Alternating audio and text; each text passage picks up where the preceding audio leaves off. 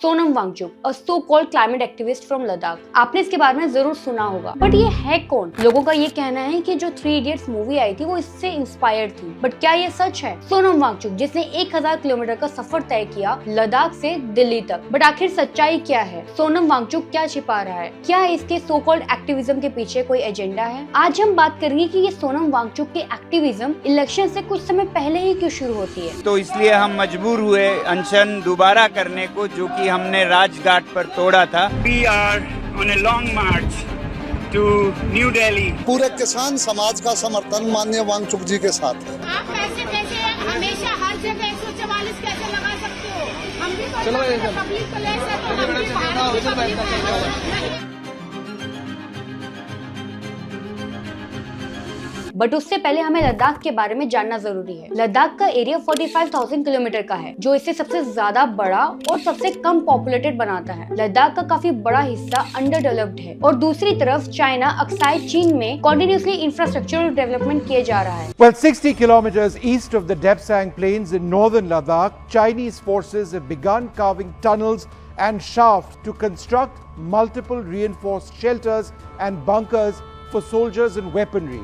The site identified in this report lies in Aksai Chin, that is Indian territory, but it lies east of the line of actual control, that is territory being illegally held by China. But Ladakh खाली जमीन से ज्यादा कुछ नहीं। ऐसा बिल्कुल नहीं है कि लद्दाख के पास कोई यूएसपी नहीं। लद्दाख के पास बहुत पोटेंशियल है और खासकर एनर्जी सेक्टर में। मोर इम्पोर्टेंटली लद्दाख का एरिया काफी ज्यादा इकोलॉजिकली सेंसिटिव है। अभी आपको मेरी बात सुनकर ऐसा लग रहा होगा कि शायद लद्दाख में कोई डेवलपमेंट हो ही नहीं रही है, बट ऐसा नहीं है। इंडियन गवर्नमेंट काफी सारी कोशिशें कर रही है लद्दाख को और ज्यादा डेवलप करने का। इनफैक्ट इंडियन गवर्नमेंट ने काफी बड़े प्रोजेक्ट्स को अनाउंस किया था और वो प्रोजेक्ट्स इको फ्रेंडली हैं। इसका मतलब ये है कि भारत सरकार ने लद्दाख को कभी इग्नोर नहीं किया। सबसे पहले समझते हैं भारत सरकार कौन कौन से प्रोजेक्ट्स को लेकर आ रही है लद्दाख में। जून 2021 में गवर्नमेंट ने 8 हाइड्रो पावर प्रोजेक्ट्स को अनाउंस किया था, जिसमें 3500 करोड़ का इन्वेस्टमेंट है। फिर 2022 में भारत सरकार ने भारत का पहला जियोथर्मल पावर प्लांट को अनाउंस किया था लद्दाख के लिए। ये भी इको फ्रेंडली प्रोजेक्ट है और इसे ओएनजीसी कर रहा है। फिर जुलाई 2023 में भारत सरकार ने ग्रीन हाइड्रोजन प्रोजेक्ट को लॉन्च किया, जिसके ऊपर एनटीपीसी काम कर रहा है। ये तो कुछ भी नहीं, लद्दाख विश्व का दूसरा सबसे बड़ा सोलर पावर प्लांट का घर बनने वाला है और ये सब सिर्फ लद्दाख के अच्छे क्लाइमेट की वजह से ही मुमकिन हो पाया, क्योंकि सोलर पैनल्स लगाने के लिए डस्ट फ्री और कोल्ड एनवायरनमेंट की जरूरत होती है। फिर अक्टूबर 2023 में यूनियन कैबिनेट ने 13 गीगावाट का रिन्यूएबल एनर्जी प्रोजेक्ट को अनाउंस किया। फाइनेंस मिनिस्टर निर्मला सीतारमण ने ये भी कहा कि वो सबसे बड़ा सोलर पावर प्लांट बिल्ड करना चाहती हैं लद्दाख में।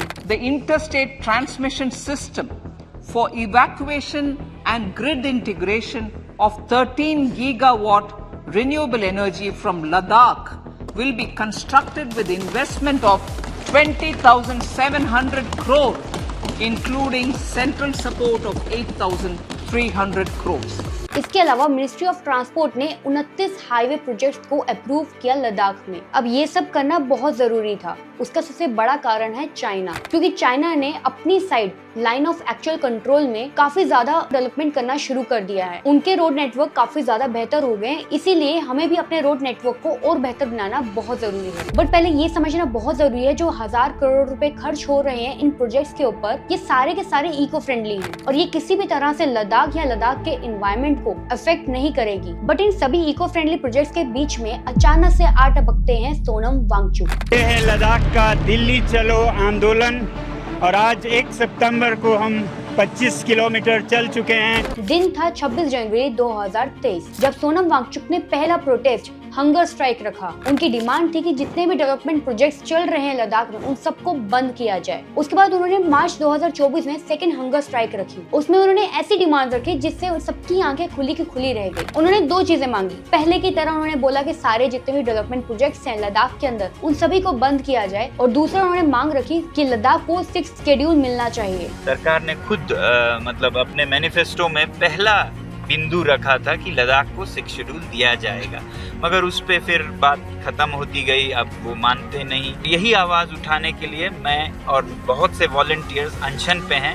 21 दिन करके हम आमरण अनशन पे हैं। जो ये 6 शेड्यूल है, ये नॉर्थ ईस्टर्न स्टेट्स को दिया गया है ऑटोनॉमी के लिए, कि वो अपने फैसले खुद लोकल लेवल पे ले सकते हैं। बट सोनम वांगचुक ये क्यों चाहते हैं? क्या उनका मकसद सच में लद्दाख का डेवलपमेंट है, या वो चाहते हैं लद्दाख के सारे डेवलपमेंट प्रोजेक्ट्स को रोकना? देखो, जो उनकी हंगर स्ट्राइक थी ना वो ज्यादा अटेंशन ले नहीं पाई, मीडिया में उतनी चर्चा हो नहीं पाई। तो उन्होंने सोचा कि इससे ज्यादा ड्रामेटिक करते हैं, एक काम करते हैं, पद यात्रा शुरू करते हैं, चलकर आते लद्दाख से दिल्ली तक और दिल्ली में आकर दोबारा से हंगर स्ट्राइक शुरू कर देते हैं। और इस पद यात्रा के दौरान मीडिया ने उन्हें हीरो बना दिया। नहीं, मैं नेशनल मीडिया की बात नहीं कर रही, यूट्यूब मीडिया की बात कर रही हूँ। बिल्कुल छोर से, चीन पाकिस्तान की सीमा से लगे हुए कोने से ये लोग दिल्ली शहर में आए हैं, देश के दिल पे दस्तक देने आए हैं और कोई उनकी बात सुन नहीं रहा, सरकार इनकी बात सुन नहीं रही। तो हम सिर्फ ये कहने आए थे कि सरकार सुने ना सुने, हम आपकी बात सुन रहे हैं। पूरे किसान समाज का समर्थन माननीय वांगचुक जी के साथ है और जब तक वे रिहा नहीं होंगे किसान समाज उनकी रिहाई के लिए लड़ता रहेगा। इस यूट्यूब मीडिया ने एक इंटरव्यू लिया था सोनम वांगचुक का, उसमें उनसे पूछा गया कि आपका लॉजिक क्या है इस प्रोटेस्ट को लेकर। तो जो उन्होंने बताया वो काफी ज्यादा कंफ्यूजिंग था और उसको सुनकर मेरा दिमाग खराब हो गया। सोनम वांगचुक का ये कहना है कि लद्दाख में सोलर प्रोजेक्ट्स लगाने की वजह से लद्दाख का पश्मीना क्राफ्ट डिस्ट्रॉय हो जाएगा। वांगचुक ने तो ये भी कह दिया कि दिल्ली में रहने वाले लोगों को एसी की सुविधा देने के लिए हम लद्दाख के लोग अपनी जमीनों पर इलेक्ट्रिसिटी क्यों जनरेट करें। And India will lose a great source of foreign currency in Pashmina, the finest fiber in the world. And they are killing this to put some solar power for cities like Delhi and Lucknow, where you all waste the power with air conditioners blazing in 45 degrees outside. You create like colder than Ladakh and put duvets and covers. So it's not acceptable to us. You kill our pastures and their nomads and then live a life of extravagance here. और इसी सोनम वांगचुक ने कुछ सालों पहले लद्दाख में solar panels लगाने के लिए लोगों को जागरूक किया था। और ये तो कुछ नहीं, इन्होंने इवन एक वीडियो भी यूट्यूब पे अपलोड करी थी जहाँ पर उन्होंने कहा था कि इनका जो पूरा कैंपस है वो सोलर पावर पर चल रहा है। तो फिर अचानक से क्या बदल गया? 3 years ago, we started a unique experiment to build 4 different kinds of passive solar heated mud buildings. अभी आपके दिमाग में कई सारे सवाल आ रहे होंगे कि ये सोनम वांगचुक है कौन और अचानक से मीडिया में इतना पॉपुलर कैसे हो गया। अगर आप इसको 3 इडियट मूवी की वजह से जानते हैं तो आज मैं आपके बहुत सारे भ्रम तोड़ दूंगी। सोनम वांगचुक किसी गरीब परिवार का बेटा नहीं है, बल्कि एक बहुत ही पावरफुल पॉलिटिकल फैमिली से बिलोंग करता है। सोनम वांगचुक के फादर सोनम वांग्याल कांग्रेस के दिग्गज लीडर रह चुके हैं और साथ ही में जम्मू कश्मीर के मिनिस्टर भी रह चुके थे। 1988 में सोनम वांगचुक ने एक ऑर्गेनाइजेशन का फॉर्मेशन किया जिसका नाम था students educational and cultural movement of Ladakh. और फिर 1995 में सोनम वांगचुक ने एक और प्रोजेक्ट का फॉर्मेशन किया जिसका नाम था operation new hope. Sonam Wangchuk और उसकी ऑर्गेनाइजेशंस को काफी ज्यादा फॉरेन सपोर्ट मिल रहा था। उनके सभी प्रोजेक्ट्स को फंड करे थे कुछ चुनिंदा ऑर्गेनाइजेशंस जैसे Ford Foundation, Tata Trust, Dan Church Aid और करुणा ट्रस्ट। अब इन एनजीओ का नाम याद रखना क्योंकि आगे हम इन्हीं के बारे में बात करने वाले हैं। बट ऐसा क्यों? इसमें एक बहुत इंटरेस्टिंग ट्विस्ट है। लेट 1980s और अर्ली 1990s में सोनम वांगचुक एक अमेरिकन महिला से मिले। उस अमेरिकन महिला का नाम था रेबेका नॉर्मैन। रेबेका से उन्होंने 1996 में शादी कर ली। बट आश्चर्य की बात यह है कि इसके बारे में ज्यादा डिटेल्स आपको इंटरनेट पे नहीं मिलेगी, या यूं कहूँ तो जो डिटेल्स थी उनको मिटा दिया गया है और वो अब साथ में हैं या नहीं वो कुछ कह नहीं सकते। बट ये बात साफ है कि रेबेका से मिलने के बाद सोनम वांगचुक की जिंदगी बदल गई। अब थोड़ा रेबेका नॉर्मैन के बारे में जानते हैं जिससे ये सारी गुत्थी सुलझेगी। रेबेका ने स्कूल फॉर इंटरनेशनल ट्रेनिंग यानी SIT से पढ़ाई करी थी, जिसके बाद उनका हार्वर्ड यूनिवर्सिटी में एडमिशन हुआ। अब जिस SIT के बारे में मैंने आपको बताया था उसके बारे में थोड़ा और जानते हैं। SIT एक प्राइवेट नॉन प्रॉफिट इंस्टीट्यूशन है और ये USA के ब्रेटलबोरो में है। और बड़ी बात यह है कि जिन मेजर ऑर्गेनाइजेशंस के बारे में मैंने आपको पहले बताया था वही मेजर ऑर्गेनाइजेशंस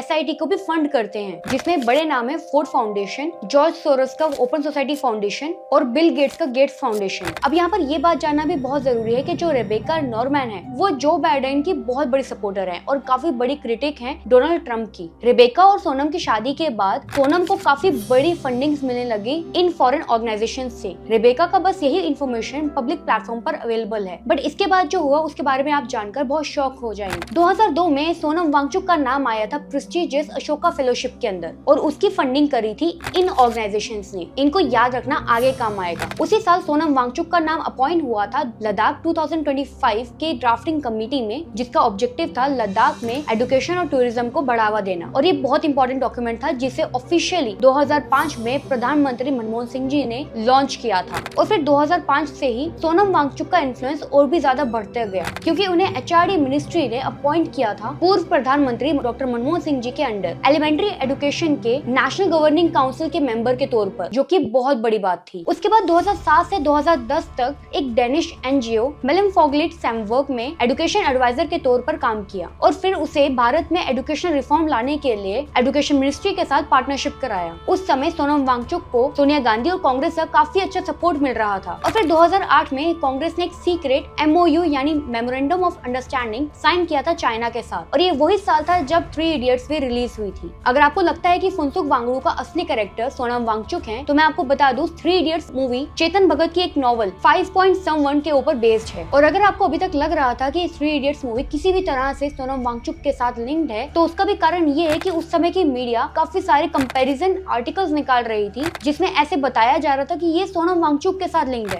लोग मुझसे यही पूछते रहते हैं, आपका स्कूल 3 इडियट स्कूल है, आप फुनसुक वांगडू हैं? मैं कहना चाहता हूं, जी नहीं, मैं फुनसुक वांगडू नहीं, मैं सोनम वांगचुक हूं और मैं ख्वाबों में, फिल्मों में नहीं, जीवन में कुछ काम करता हूं। और फिर 2016 में सोनम वांगचुक को एक और अवार्ड मिला। International union for conservation of nature ने फ्रीडम पैकर्ड अवार्ड्स दिया था सोनम वांगचुक को। और मजेदार बात ये है कि इस अवार्ड को भी फंड किया था इन ऑर्गेनाइजेशंस ने। कुछ याद आया, इन ऑर्गेनाइजेशंस का जिक्र कई बार हो चुका है इस वीडियो में, बट अभी रुको, जरा सब्र करो, अभी और जिक्र होगा। फिर 2017 में सोनम वांगचुक को ऑनर किया था TN खुशबू मेमोरियल अवार्ड से, जो कि अगेन फोर्ड फाउंडेशन ने फंड किया था। फिर 2018 में सोनम वांगचुक की पॉपुलैरिटी और ज्यादा बढ़ गई जब उसे रामोन मैग्सेसे अवार्ड मिला था। ये उसका अभी तक का सबसे बड़ा अवार्ड था। Sonam Wangchuk has been awarded for his contribution in the field of education, culture and nature for the progress of communities. But आपका ये जानना जरूरी है कि जो मैग्सेसे अवार्ड है उसका फोर्ड फाउंडेशन और CIA से क्या लिंक है। ऐसा कहा जाता है कि मैग्सेसे अवार्ड उनको दिया जाता है जो लोग CIA से या तो लिंक्ड होते हैं या तो CIA बैक्ड एक्टिविटीज को परफॉर्म कर रहे होते हैं। अब यहाँ पर एक और बड़े NGO का नाम आता है जो है lead India. Sonam lead India से भी लिंक्ड है और एज एक्सपेक्टेड फोर्ड फाउंडेशन ने लीड इंडिया को भी फंड किया हुआ है। इसके अलावा international association of Ladakh studies से भी सोनम वांगचुक एसोसिएटेड हैं। International association for Ladakh studies ने लद्दाखी कल्चर के ऊपर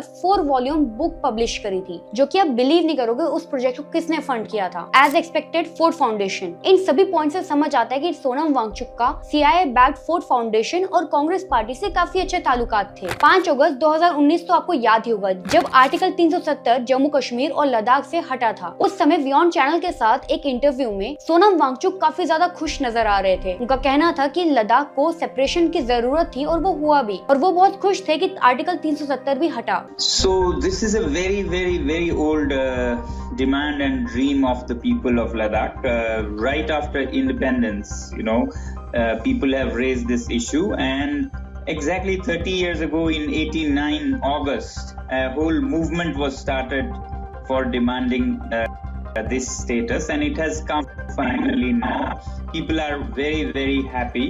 बट उसके थोड़े समय बाद ही उनका स्टैंस पूरा चेंज हो गया। वो 370 हटने से नाखुश नजर आ रहे थे और उन्हीं के स्टेटमेंट को इस्तेमाल करके पाकिस्तान और चाइना इंडिया को क्रिटिसाइज करने लगे। India's domestic judicial ruling cannot change the fact that the western sector of China-India border area belongs to China. अब बात करते हैं सोनम वांगचुक के क्लाइमेट एक्टिविज्म के बारे में। सोनम वांगचुक अपने आप को क्लाइमेट एक्टिविस्ट और एजुकेशन रिफॉर्मिस्ट बोलते हैं। सोनम वांगचुक ने एक प्रोजेक्ट रिलीज किया था जिसका नाम था आइस ट्रूपर्स, जिसको वेस्टर्न मीडिया ने काफी ज्यादा प्रेज किया था, काफी वाहवाही हुई थी। बट जो वहाँ के विलेजर्स लोकल्स थे वो नाखुश थे और डाउट कर रहे थे सोनम के उस प्रोजेक्ट के ऊपर। इस समय सोनम वांगचुक चाहते हैं कॉन्स्टिट्यूशन ऑफ इंडिया में लद्दाख को ऐड करना 6th शेड्यूल के अंदर, जो कि सिर्फ नॉर्थ ईस्टर्न स्टेट्स को वो स्टेटस दिया गया है। और उनका ये भी कहना है कि जो कंस्ट्रक्शन हो रही है इंडियन आर्मी के द्वारा उसे भी रोका जाए क्योंकि वो वहाँ के क्लाइमेट को अफेक्ट कर रहा है। बट सोनम वांगचुक के इस प्रोटेस्ट से एक बड़ा सवाल उठता है कि आखिर किसको फायदा होगा अगर भारत के लद्दाख की डेवलपमेंट रुक जाए। The answer is China. Ladakh में रोड कंस्ट्रक्शन, पावर प्लांट्स और मिलिट्री इंस्टॉलेशंस को रोकने से चाइना को स्ट्रेटेजिक एडवांटेज मिलेगी और वांगचुक भी यही चाहता है। पहले आर्टिकल 370 को सपोर्ट किया और फिर उसके अगेंस्ट हो गए। ये यूटर्न उनके मकसद पर सवाल उठाता है। सोनम वांगचुक को मीडिया के द्वारा लद्दाख का हीरो घोषित कर दिया गया है, बट जैसे मैंने आपको बताया कि किस तरह से इलेक्शन से भी लिंक्ड है और भारत की नेशनल सिक्योरिटी को हैम्पर करने वाले प्रोटेस्ट को ये लीड करते हैं और कैसे ये फॉरेन एनजीओ से कनेक्टेड हैं। अभी थोड़ा सा और डिगिंग करते हैं और समझते हैं कि जो इनके प्रोटेस्ट होते हैं हैं वो किस तरह से पिछले पुराने प्रोटेस्ट से भी लिंक्ड हैं। अब जल्दी से डॉट्स को कनेक्ट करते हैं। सोनम वांगचुक का प्रोटेस्ट इकलौता प्रोटेस्ट नहीं है, इसके जैसे और भी पिछले प्रोटेस्ट हुए थे जो कि आपको आगे जाकर समझ आएगा कि वो कैसे सारे के सारे कनेक्टेड हैं और सबका पैटर्न सेम है। फार्मर प्रोटेस्ट, रेसलर प्रोटेस्ट और एंटी-सीएए प्रोटेस्ट, इन तीनों में और सोनम वांगचुक के प्रोटेस्ट में कुछ सिमिलैरिटीज हैं। कुछ दिनों पहले सोनम वांगचुक ने एक बहुत ही प्रोफेशनल वीडियो अपने ट्विटर हैंडल पर शेयर करी थी। इस वीडियो में थोड़ा सा आगे जाएंगे अगर तो 0.56 सेकंड पे अगर आप देखेंगे और वहां से देखे 1.26 मिनट पे अगर आप पहुंचेंगे तो आपको नजर आएगा कि एक महिला काफी गुस्से में नजर आ रही है। क्या आप इन महिला को जानते हैं? अगर आपने पिछले प्रोटेस्ट देखे होंगे तो आपको समझ आ जाएगा, बट कोई बात नहीं, मैं आपको अच्छे से समझाती हूँ। इनका नाम है सुदेश गोयत। ये लद्दाख की रहने वाली नहीं है और ना ही ये वांगचुक के लोकल एक्टिविज्म का पार्ट है। सुदेश गोयत हरियाणा के हिसार की रहने वाली है। इनके बारे में भी आपको कुछ इंटरेस्टिंग चीजें पता चलेंगी। इस पिक्चर में सुदेश गोयत आपको रेसलर्स के साथ दिखेंगी। इनफैक्ट ये वही महिला है जिन्होंने पीटी उषा के साथ मिसबिहेव किया था जब वो शांति दूत बनकर रेसलर्स के साथ बात करने आई थी।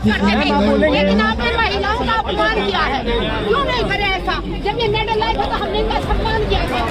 अब चलो इन आंदोलन जीवियों को थोड़ा अच्छे से एक्सपोज करते हैं। सुदेश गोयत एक एक्टिविस्ट नहीं बल्कि आंदोलन जीवी हैं, एक प्रोफेशनल आंदोलन जीवी। भारत में कोई भी प्रोटेस्ट होगा, कैसा भी होगा, जो भी मीडिया हाईलाइट में होगा वहाँ पर जाकर ये कूद पड़ेंगे। अब चलो इस तस्वीर को देखकर बताओ कि सुदेश गोयत किसके साथ हैं? अरे वाह, बिल्कुल सही, ये है नीलम आजाद। ये वही है जिन्होंने पार्लियामेंट पे अटैक किया था, जिसके बाद से अब तक ये जेल में है। क्या आपको पता है इन आंदोलन जीवियों के पीछे का मास्टरमाइंड कौन है? चलो मैं आपको बताती हूँ। ये है योगेंद्र यादव उर्फ सलीम। इन्होंने कुछ दिनों पहले सोनम वांगचुक के प्रोटेस्ट को ज्वाइन किया था और अगर आप इनको जानते हैं तो आपको पता होगा कि ये सभी प्रोटेस्ट में काफी अच्छे से अपना हाथ जमाए हुए बैठे थे। ये जॉर्ज सोरस के ओपन सोसाइटी फाउंडेशन और फोर्ड फाउंडेशन के प्रोडक्ट हैं, या यूं कहूं तो जर्मन शेफर्ड हैं। इनकी तार भी कांग्रेस पार्टी के साथ जुड़ी हुई है। अब जरा इस फार्मर प्रोटेस्ट की पिक्चर को देखो। इस पिक्चर में भी राकेश टिकैत के साथ आपको सुदेश गोयत दिखेंगे। अब आपको ये तस्वीर देख के जरूर लग रहा होगा कि यार ये तो बहुत पहुंची हुई चीज है, रुको जरा सब्र करो और भी चीजें दिखेंगी। ये है कांग्रेस लीडर रणदीप सुरजेवाला। इनको भी देखा गया था सुदेश गोयत के साथ। अब जरा स्क्रीन पे दिए गए चार्ट को देखो।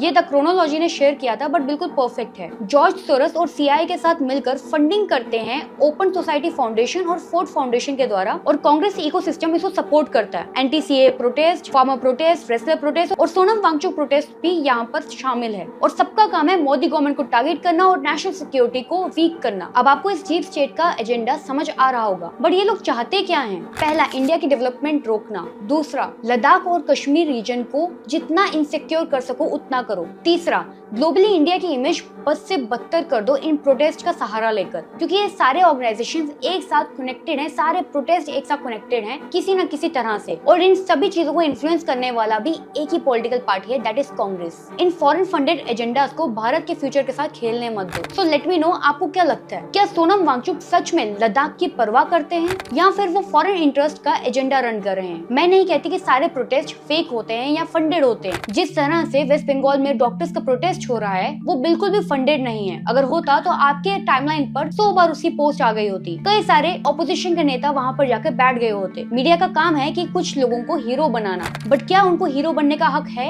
या नहीं वो आप डिसाइड करेंगे। इस वीडियो को जरूर शेयर करिएगा अगर आपको लगता है कि सच बाहर आना जरूरी है और आइए साथ में मिलकर लद्दाख के इको फ्रेंडली और असली डेवलपमेंट को सपोर्ट करते हैं और एक्सपोज करते हैं इन सो कॉल्ड एक्टिविस्ट के एजेंडास को।